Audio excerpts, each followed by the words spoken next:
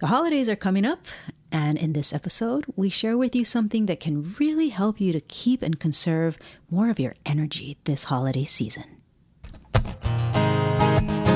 I'm Siena. And I'm Toast. We're partners in love, life, and music, and we've been together since 2001. With each episode of this podcast, our goal is to help our fellow LGBT community members lift their lives to the next level.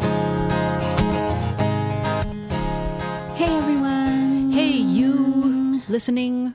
Thanks for joining us. Welcome to this episode. All right. What a week We're having. What a week. What a year.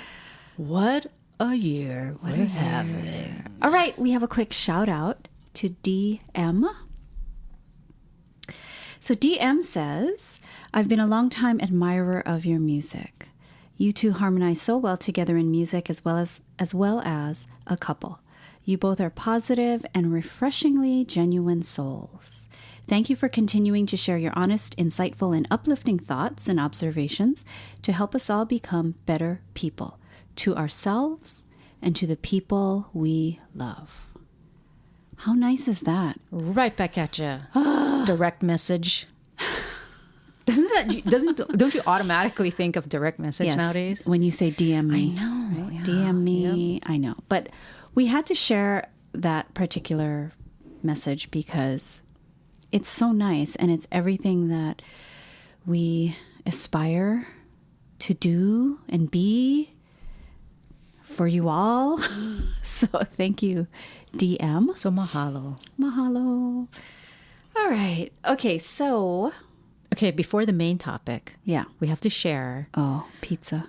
about the pizza, the cat, the mushrooms, Yes. right? You know, Okay, I've been noticing here I we go. say right a lot. It's going to be one of my personal goals to use that word less. Just saying. To curb saying right. Yeah, to reduce the incidence of right in my vocabulary. I think you can do it. Okay, thank you. Okay, what was I saying? I was saying something that I said Pizza? so much in one podcast that I was like, what is going on? I sound You like were a crazy saying person. your overused phrase was, but here's the thing. Yes. Oh my God. That was so irritating.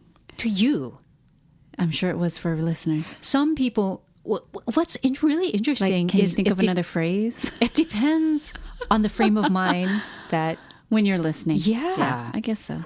yeah. All right. Okay. So here's the thing, people. So here's what happened. One afternoon, Bear was sitting like a sphinx, like how cats do. They tuck all of their limbs under themselves and they sit like a loaf. And he was sitting like a loaf very calmly, but he was being very present. He wasn't sleeping, nothing like that. He was just loafing by the sliding door, looking outside. For a long time. Yeah, for a long time. And finally, I was just here thinking, oh, he's just loafing. That's new. But when I looked over, probably after like 45 minutes or so, another cat was out there loafing back to him. Loafing back. It was an orange kitty. The magic loafing cats.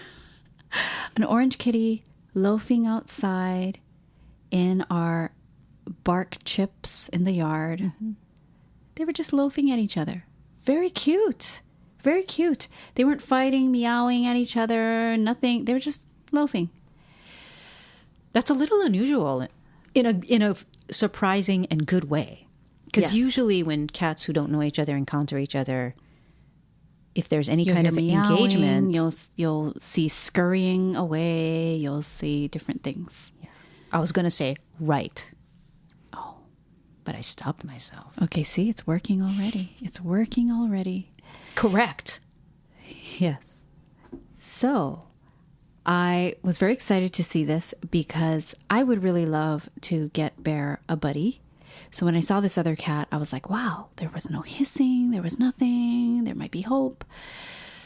But what happened is then, I believe it was actually that day, we were on the Nextdoor app and got an alert that someone was missing their cat. And I think this was the cat they were missing. The cat's name is Pizza. So we tried and, left some food out in case we could have Pizza trust us and have Pizza come more regularly so that we could then contact the owners. But that hasn't happened. And we haven't seen Pizza. Since. Actually, no, I saw Pizza another time, just walk through the yard, but it was very quick. Put food out for So no pizza. Yeah, no pizza. But we've seen mushrooms. Wild mushrooms. Wild mushrooms. Just appear out of thin air. That's what they do. It was a little creepy, actually. I was like, what is that mushrooms. in the yard? But it's like, one day they're there, one day they're not there, the next day they're all there. That's the creepy part. They grow so fast. Yes. You wake up in the morning. You wake up in the morning and you see this whole cluster of mushrooms. Yeah. Pretty trippy. So, of course, Siena went to the bookshelf and got out our mushroom reference book. We do have one. We have a mushroom reference book. It's a field manual from the Audubon Society about identifying mushrooms. Yes. For instances just like this. Yes. Given to us by our good friend Martin. Martin has a niece, I think it is, right? A niece who is a mushroom expert. Yeah. She's an expert forager. And when Martin learned that we were moving up to the Pacific Northwest, he gifted us with the mushroom reference book so that we too could become mushroom foragers. We have failed. Yeah. Just not brave enough. No, because to try and identify them. Well, and eat a mushroom. Well, because we need to identify them first. And correctly. Just when you think, oh, it looks like this one, you see 5 others that it looks like, and then you're going back and forth and going, do they have those rounded edges? Do they look like the Smurf house look, or is it a little flatter, or Yeah. And what are those ridges? I don't know. The ridges underneath. There's incredible terminology in the mushroom world. God. And did you read the part in the beginning? I told you about it, but I don't know if you read it. In the beginning of that book, it warns you about how tricky it is to properly identify mushroom. So don't eat it unless you absolutely, positively know for sure that it won't kill you. No. Okay. But we can't do it. Oh my God. We're way too prudent. Okay, wait. What? Wait. There was a movie called Phantom Thread. Do you remember that one? I thought you were going to say Phantom Mushroom. No. Phantom Thread. It was a great, deranged movie. Okay. Just the way I like it. And it was about a couple who, I don't want to ruin it. Anyways, mushrooms are involved. Okay. Poisonous mushrooms are involved. People are eating poisonous mushrooms on purpose. Dun, dun, dun. In this movie, Phantom Thread, that received several Academy Award nominations. Awards. Yes. That's all I will say about that. But that's the mushroom talk for this episode. Well, you know what? Okay, so, I mean, and seriously, people, like, not just one cluster of mushrooms. We had this one cluster, and it's just so novel. We left it out there, and we're like, wow, look at all those mushrooms. And then they just kept getting bigger and bigger because I guess they're going to grow. But what we didn't expect is that then they brought all their friends. Like, then all these other clusters started popping up all over. And we just had to end it. And it felt wasteful in a way. Just digging, like just in case them, you could have eaten them. In case we could have eaten them. Because it's, I mean, in a way, it's kind of like when you're growing your own food. We just didn't grow, like we didn't intend to grow these. But if they're there, it was kind of like, wow, maybe we can saute those, but too scary. Right. If we had Martin's niece who could verify for us that these are edible. And if we saw her eat one. Good one. Then we would have eaten them. but we didn't see that. I don't know. So I don't know. better safe I than mean, sorry. mushrooms are kind of a weird thing, you know? Well, it's funny to me how some people love mushrooms Yeah. and some people hate mushrooms. I don't know if there are any mushroom agnostic people. Because the people, True. we in our lives anyway, like we love mushrooms. Love or hate. I think Yes, they're we love 'em. fantastic. They add, especially I guess because we're vegetarian, because they do you gotta kind of rely on have the a mushroom. meatiness about Yeah. them, right? A portobello mushroom sandwich, So good. and then we have a friend who just cannot handle mushrooms. They freak her out. That's you, The Heather. texture. That's Heather. Yeah. I mean, but okay. But I have to say, I love mushrooms, but seeing them grow out there was a little creepy. And I could understand a little why someone might not just not like them, but fear them. There's got to be like mushroom phobia There's gotta be. because they are creepy, how they kind of just grow quickly. True.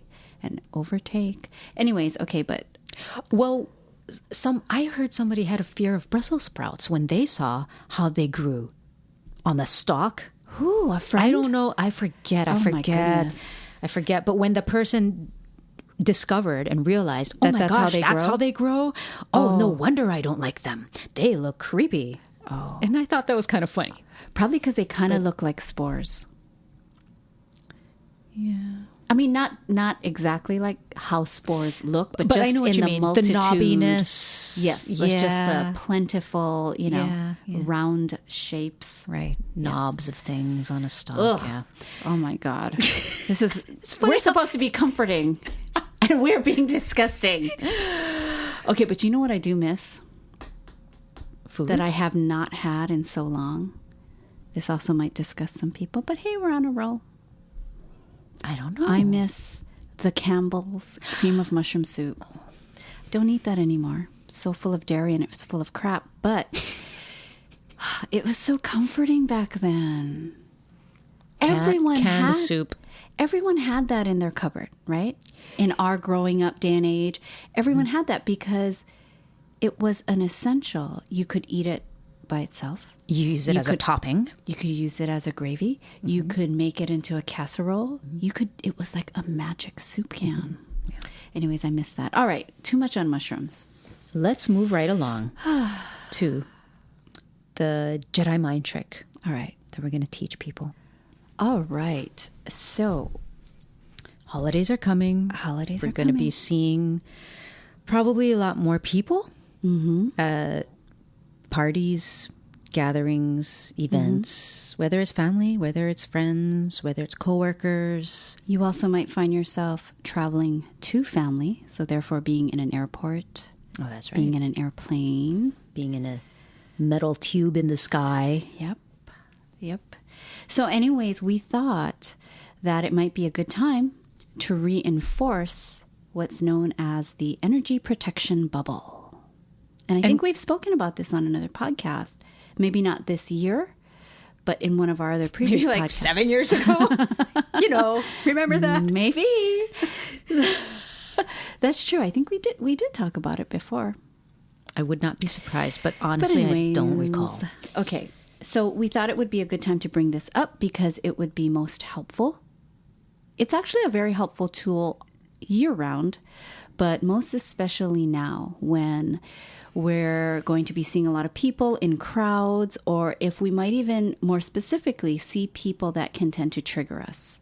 That's a whole other Triggering. podcast topic, possibly, and more tools for that.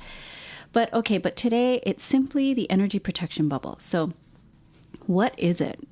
What is it? It's a Jedi mind trick Kind of. that works, especially for empaths Yes. or highly sensitive people. Yes. HSP. I didn't even know that, HSP, highly sensitive But you people. apparently know it. You Yes. taught me that. Because I am a highly sensitive person, Toast. All right, so the energy protection bubble is basically just what it sounds like. So it is a bubble that you put around yourself that helps to protect your energy field. So it's an energetic bubble that protects and conserves your energy. That's simply what it is. Just to clarify, we're not talking about something that's made of plastic that you blow up. Or that you open in half and you step inside and put the cover back on. Right. And roll around. This is not something that you see with your physical eyes.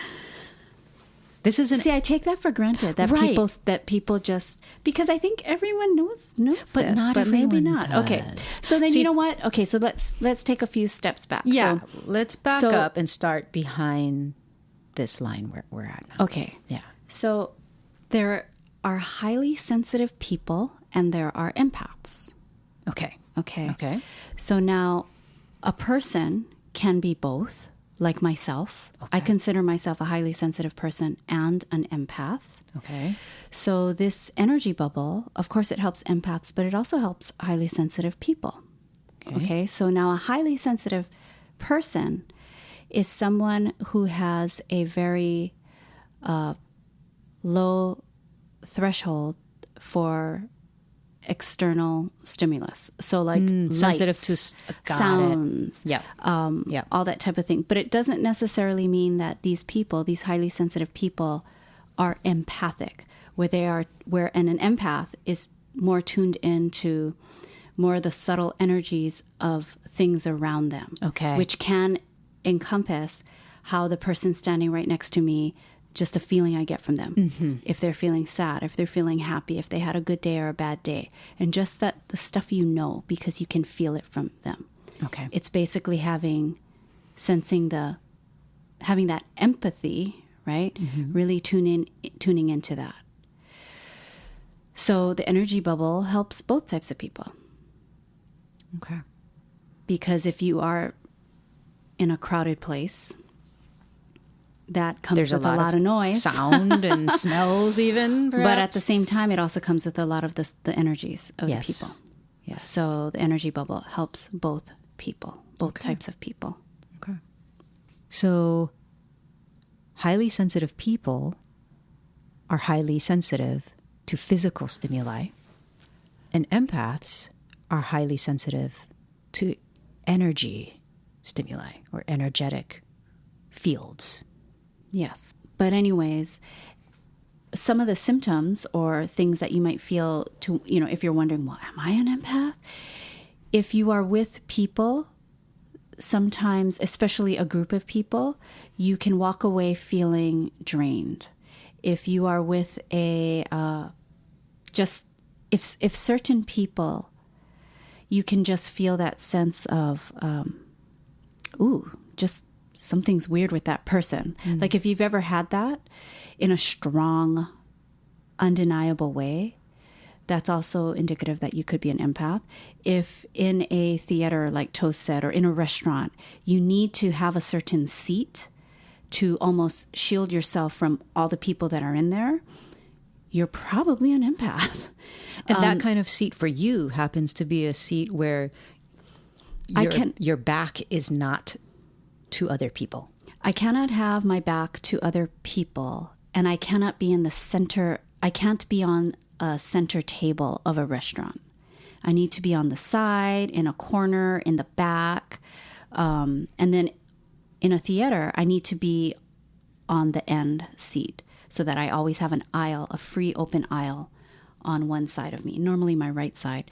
So anyways, there's all kinds of things, but so one of the tools that really is part of what would be an empath survival kit, we'll say that, is the energy protection bubble.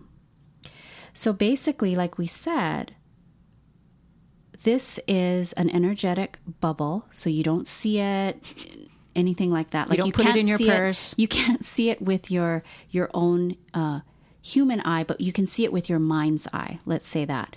And it's a bubble that you consciously put around you that is to help shield you from outside energies, whether it's other people, whether it's just like a busy airport where it's not just people, but there's just a lot going on.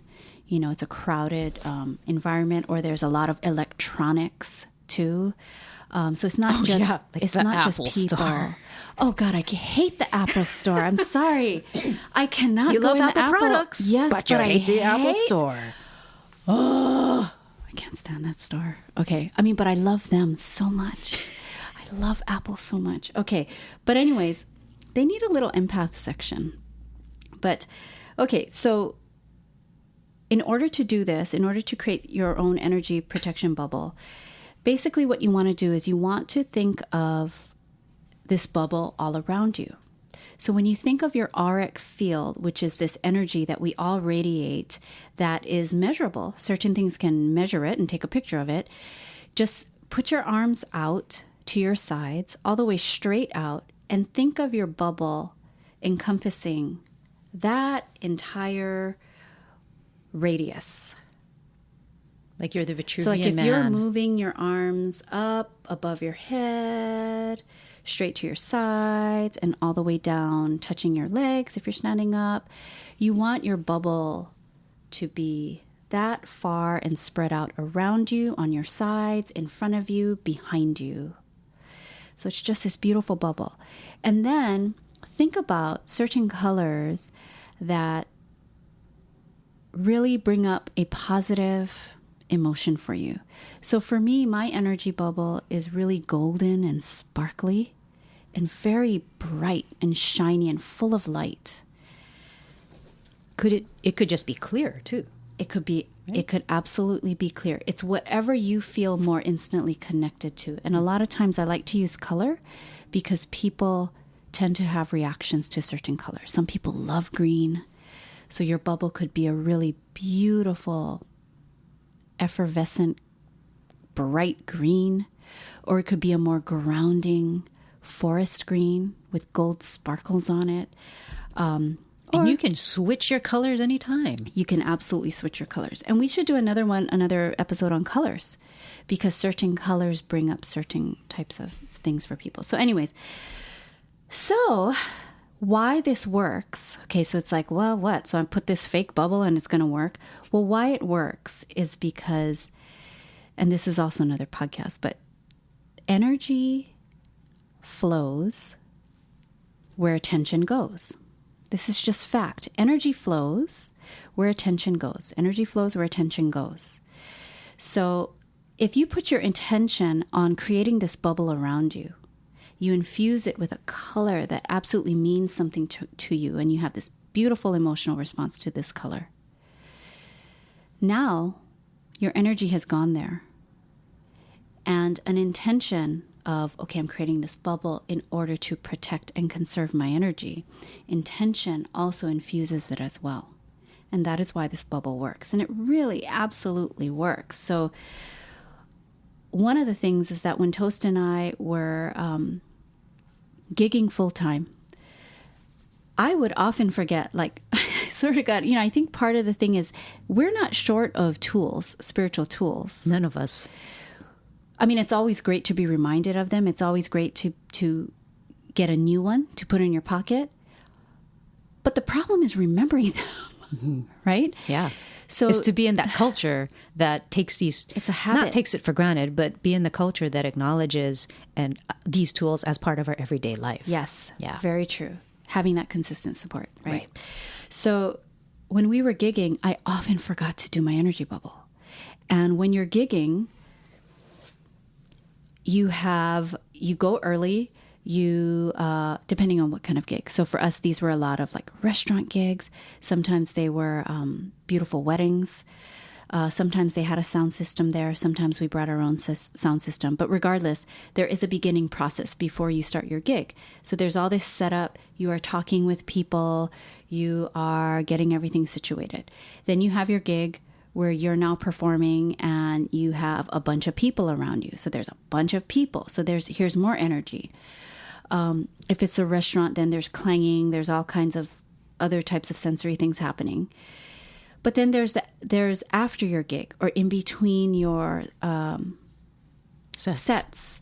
And then you're talking with people and engaging, oh, where are you from? Oh, this, and you're talking.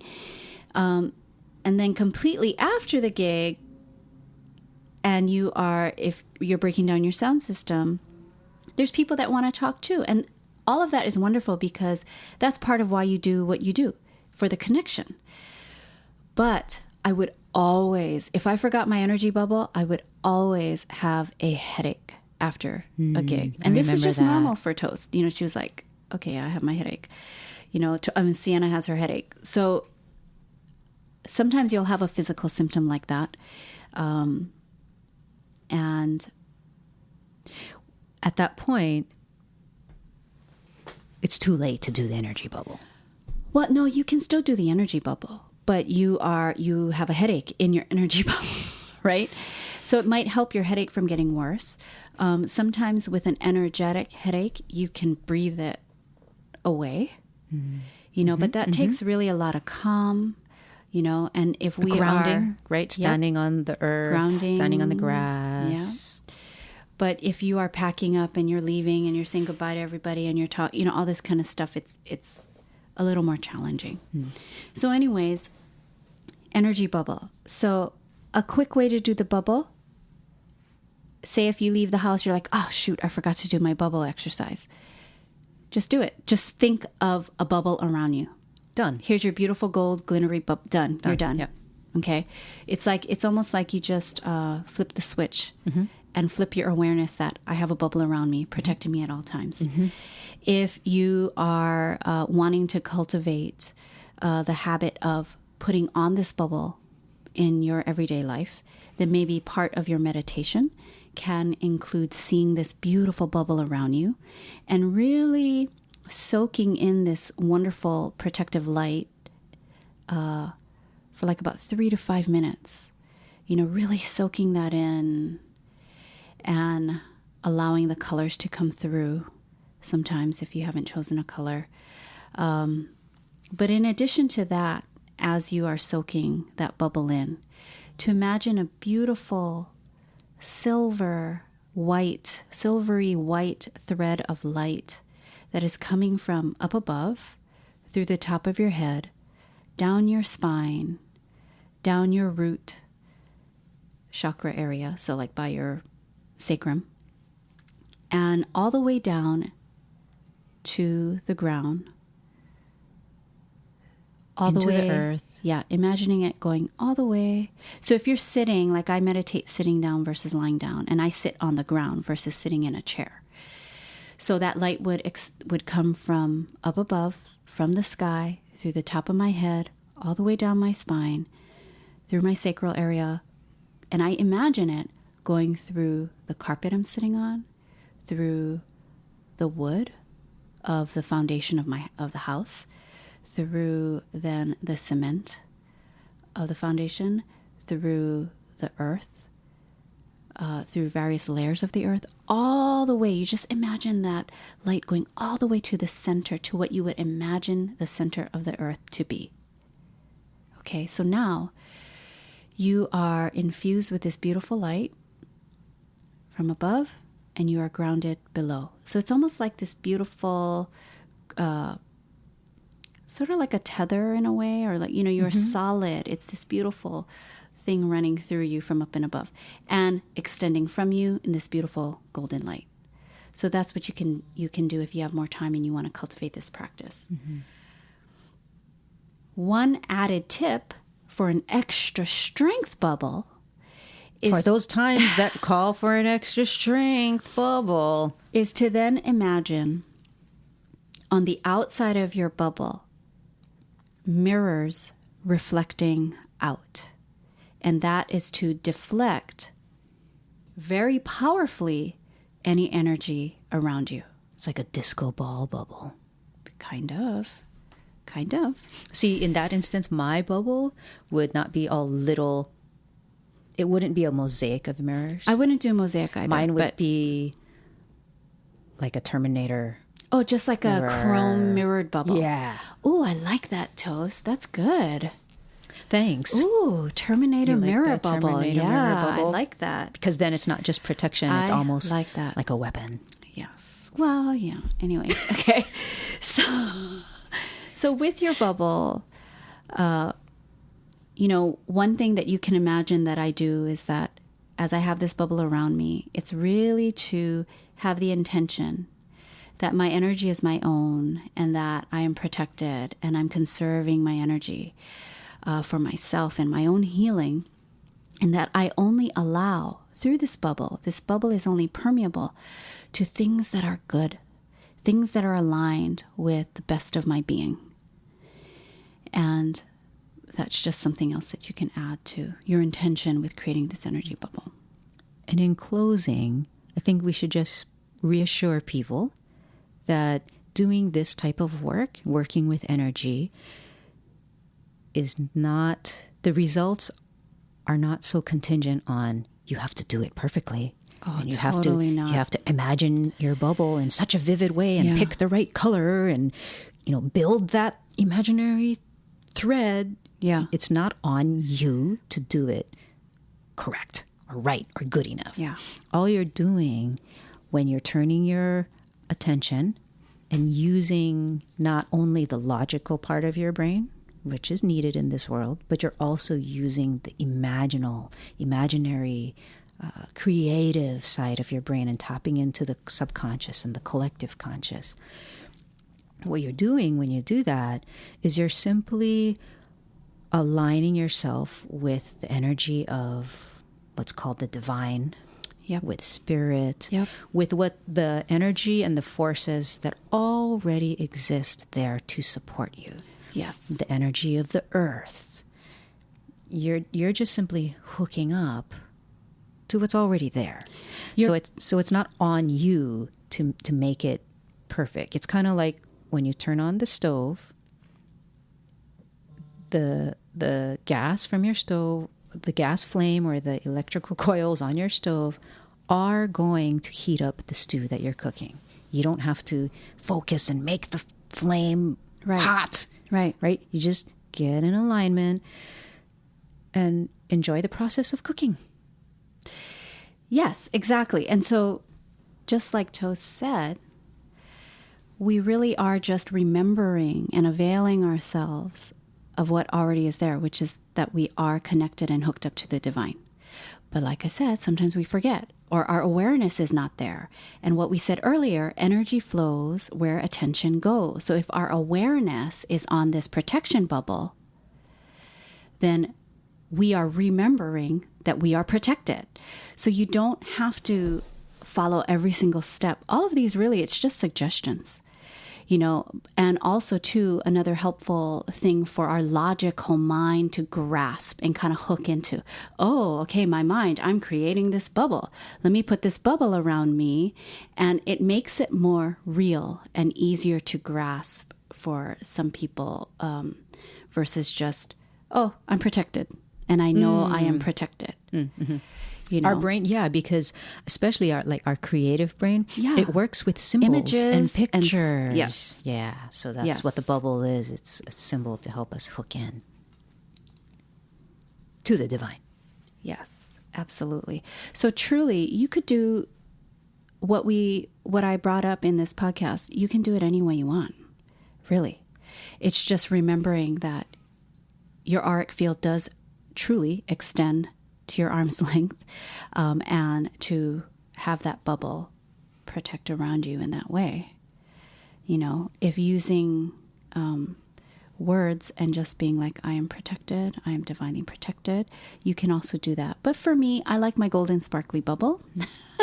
I like that. So just some helpful tips to get you all through the holidays with great ease, conserving your energy. There's a lot to do normally during this time of year. So we thought, and we're heading into it. Yes, we are. Okay. I'm excited. So with that, happy bubbling. Ooh, bubble, bubble. It's like making chili. That's very Halloween. Yeah, we passed Halloween. All right, thanks for listening, and we hope this was helpful.